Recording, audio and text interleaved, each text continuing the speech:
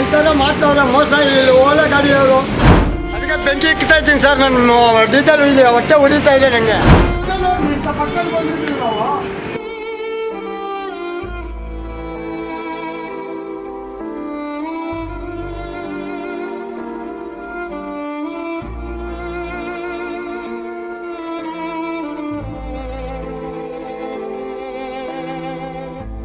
ನಾವು ಕೂಲಿ ಮಾಡೋ ಸರ್, ಏನೋ ಕಷ್ಟದಲ್ಲಿ ಗಾಡಿ ತಗೊಂಡಿದ್ದೀವಿ.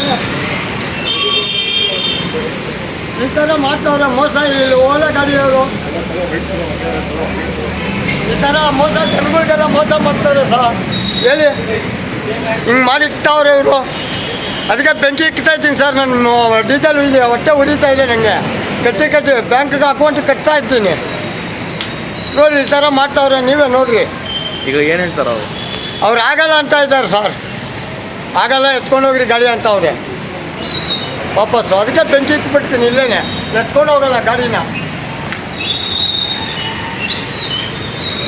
ಮಾಡ್ಕೊಳ್ಳಿ, ಎಲ್ಲ ಮಾಡಿಬಿಟ್ಟು ಮಾಡಿರಿ. ಅದೇ ಸರ್, ಏನಿಲ್ಲ ರಿಪೇರಿ. ಅದೇನೋ ಬೆಂಡಾಗಿ ಮೋಟ್ರ್ ಹೋಗೈತಂತೆ, ಅದು ರೆಡಿ ಮಾಡಿಕೊಡೋಕ್ಕಾಗಲ್ಲ ಅಂತ ಅವ್ರೆ.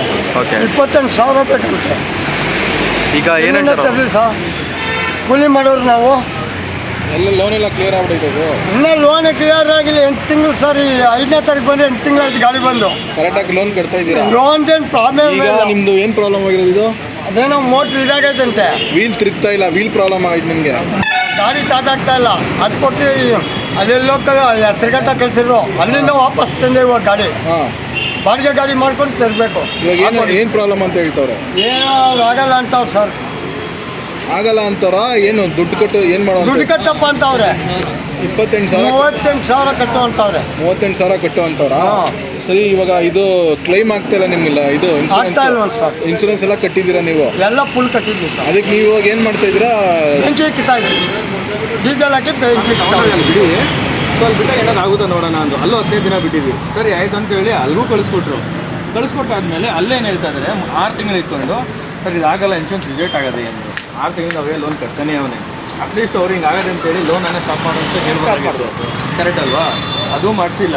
ಸೊ ನೆಕ್ಸ್ಟ್ ಏನಾಗುತ್ತೆ, ಈಗ ಅಲ್ಲಿ ಕೇಳಿದಕ್ಕೆ ನೀವು ಹೇಳ್ತಾವ್ರೆ ಅಲ್ಲೋಗಿ ಕೇಳಿ ಅಂದರೆ, ಈಗ ಅವೇ ನ್ಯಾಯ ಕೇಳಕ್ಕೆ ಬಂದವನೇ ಒಬ್ಬರು ರಿಪ್ಲೈ ಮಾಡ್ತಿಲ್ಲ. ಏನು ಹೇಳ್ತಾ ಇದ್ದಾರೆ ಅಂದರೆ, ನನಗೂ ಅದಕ್ಕೆ ಇನ್ಶೂರೆನ್ಸ್ ಕಂಪ್ನಿಗೂ ಸಂಬಂಧ ಇಲ್ಲ ಅಂತ ಹೇಳ್ತಾ ಇದ್ದಾರೆ. ಗಾಡಿ ಹೇಗೆ ಮಾಡ್ತಾರೆ ಅಂತ? ಮತ್ತು ಇನ್ನೇನಿಗೆ ಸೇಲ್ಸ್ ಮಾಡ್ತಾರೆ? ಸೇಲ್ಸ್ ಅವ್ರು ಏನು ಹೇಳ್ತಾರೆ, ಎಲ್ಲದಕ್ಕೂ ನಾವಿದ್ದೀವಿ, ನಮ್ಮ ಗಾಡಿ ನಿಮ್ಮ ಗಾಡಿ ಅಂತ ಅವ್ರವ್ರ ಮಾರ್ಕೆಟಿಂಗ್ ಅವ್ರು ಮಾಡ್ಕೊತಾರೆ. ಈ ಟೈಮಲ್ಲಿ ಯಾಕೆ ಅವ್ರು ಇನ್ಶೂರೆನ್ಸ್ ಇದು ಒಳಗಡೆ ಒಬ್ಬ ಇನ್ಶೂರೆನ್ಸ್ ಗೊತ್ತಿಲ್ಲ. ಇನ್ಶೂರೆನ್ಸ್ ಬೇಕು ಅಂದರೆ ಹೆಸರುಗಟ್ಟಾಗಿ ಹೋಗ್ಬೇಕು, ಇನ್ನೊಂದು ಅದು ಯಾವುದೋ ಕೇರ್ಪುಟಲ್ ಸೈಡ್ ಹೋಗ್ಬೇಕಂತ.